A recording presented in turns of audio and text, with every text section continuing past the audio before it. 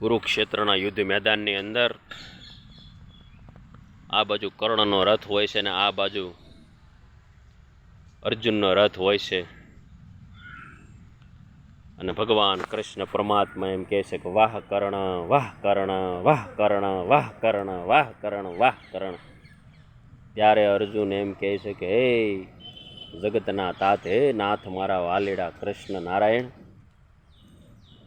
તમે સારથી છો મારા અને તમારી જીભેથી કર્ણના કેમ વખાણ થઈ જાય છે, કર્ણના કેમ વખાણ થઈ જાય છે. ત્યારે એ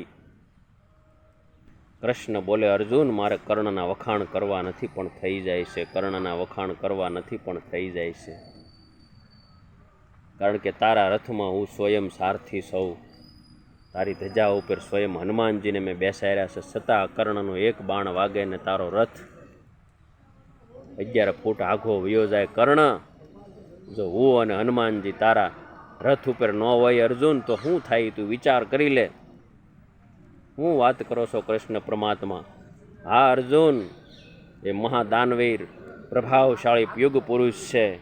કર્ણ દાનવીર હતો ભાઈ, અને દાનવીરતાની વાતો આજે આપણને સોટે સડે ને છોકે સંભળાય છે.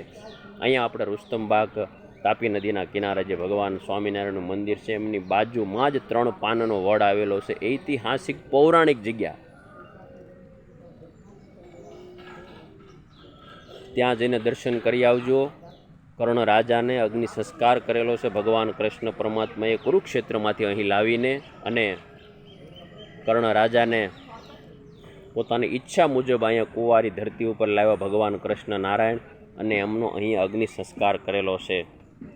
અને એમની પ્રતીતિના પ્રતીક રૂપે 3 પાનનો વડ બ્રહ્મા અને વિષ્ણુ, બ્રહ્મા વિષ્ણુ અને મહેશ આજે દેવતાઓ પ્રગટ છે વાલા ભક્તો, કારણ કે 3 પાનનો વડ છે અને 3 પાનના વડની આજે પણ સાક્ષી પૂરે છે. 4થું પાન ક્યારે જોવામાં નથી આવ્યું. આજે વર્ષોથી અમે ત્યાં જઈએ છીએ પરંતુ 3 પાનનો વડ જ છે, 4થું પાન ક્યારે ત્યાં જોવામાં આવતું નથી. આ ઐતિહાસિક અને પૌરાણિક જગ્યા છે.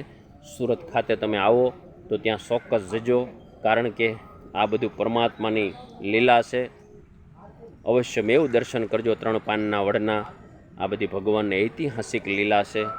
માટે કૃષ્ણ પરમાત્મા કે અર્જુન આ કર્ણનો પ્રભાવ છે, આ કર્ણનો પ્રભાવ છે. ત્યારે અર્જુને કીધું હા ભગવાન, હું સ્વીકારું છું, હું સ્વીકારું છું.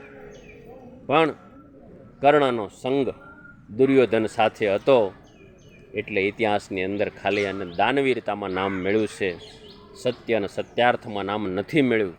શા માટે કે એનો સંગ દુર્યોધનનો હતો અને અર્જુનનો સંગ સ્વયં ભગવાનનો હતો, એટલે આજ એમના ગુણાનો વાદ ગવાય છે, એમના ગુણાનો વાદ ગવાય છે.